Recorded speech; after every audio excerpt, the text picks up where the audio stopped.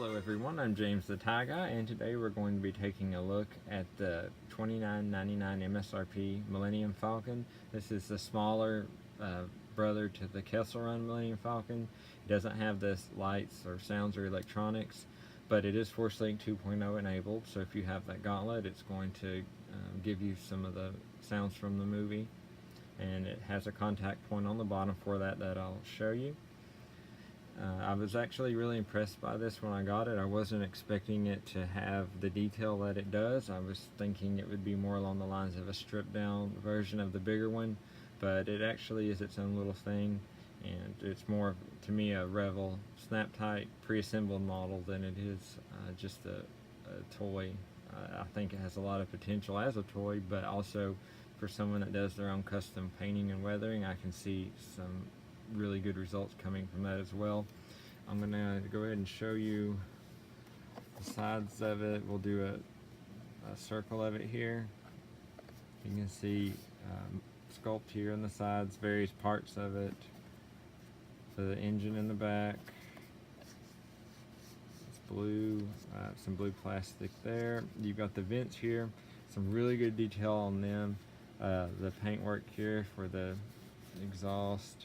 And then you can see in these vents you've got all the little ridges and fins.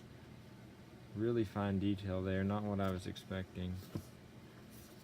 Got the side button here that launches the front pod off that I'll show you. The cockpit, of course, and back around to the front. If you look here and molded into it, you can see the little landing lights, little other bits of detail that are there. The top turret, which is how the Millennium Falcon looked when Lando had it before Han's special modifications. It had one on the top, one on the bottom. You've got the comms dish here. Then if we go to the bottom, got landing gear. I was happy to see they actually did the landing gear right. I was thinking it might be just some generic looking landing feet, but it actually is basically a smaller version of the Legacy Falcon I have. Got all 7 feet here, and then the dual ones in the back. Nice detail on those. Looks just like a smaller version of the bigger Falcon models that I have. Landing gear is retractable. Mostly this would be for playtime, I guess, if a kid was playing with it. There's a single turn, of course. The touch point for the Force Link 2.0 gauntlet is there. In the front of it, it does have the feature where it ejects. It's more of a play feature than anything, because it does leave a kind of a hole there where it's spring loaded. But it also, if you want to display it as the Millennium Falcon that we know from most of the other movies, that would be how you could do it. It shoots off with some force like that, and then it just snaps back in. Goes in one way. The front is actually made of foam. This whole little piece here, I'm thinking that's probably more for safety than anything. Also gives a little bit of extra durability. This is plastic here, and then right here all this is foam. But it doesn't hinder the look of it. It blends in nicely. It's kind of hard to show on camera how well it does, but if you didn't know it, just looking at it, you would never know that that was foam. It looks just like it's plastic like the rest of the ship. Like I said, it doesn't have any lights or sounds, but it will react to the Force Link 2.0 gauntlet.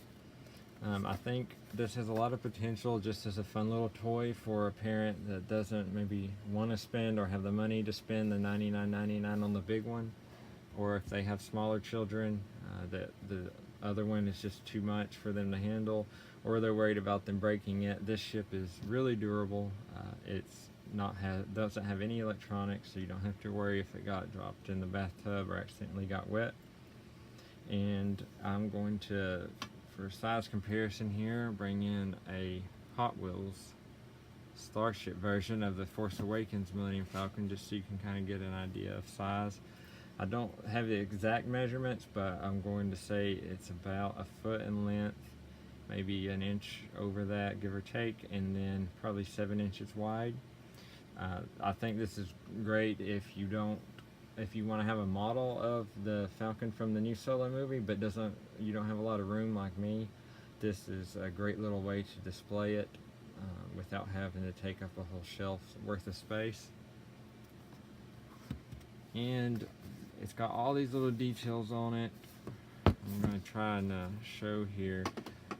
So my thinking on this is, if you're the person that likes to paint and weather your ships, I've seen some people do really great work on them. This, I think, is a great canvas for that because the sculpt on it is excellent.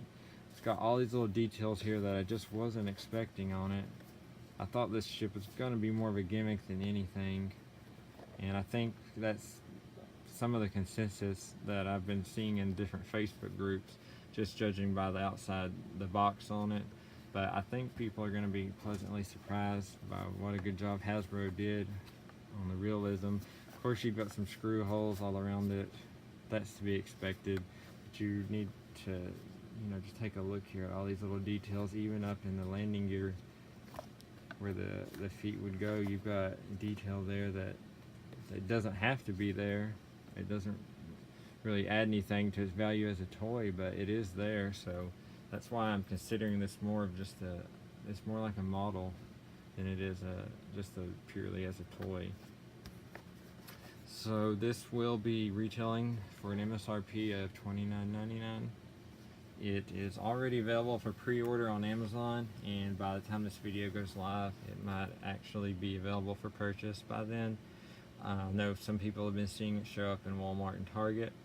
Shouldn't have any trouble finding it, but I just wanted to put this video out there so people had an idea of what it was actually like out of the box, because I can understand why a lot of people might brush it off thinking it's just a stripped down version of the bigger one, but I really think it's something separate from that, and I think it has a lot of great uses, both as a durable toy and also as a nice display piece, especially if you're somebody that has the skill to weather your own models and add some paint details. I can see this looking really awesome after some work being put into it.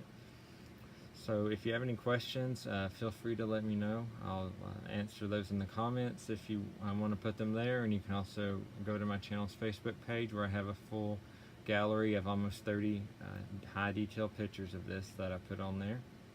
Again, thank you for watching the video. If you like it, please give it a thumbs up and subscribe to my channel if you haven't. It will help me out tremendously. I appreciate everyone's support so far. Hope you have a great day, and may the force be with you.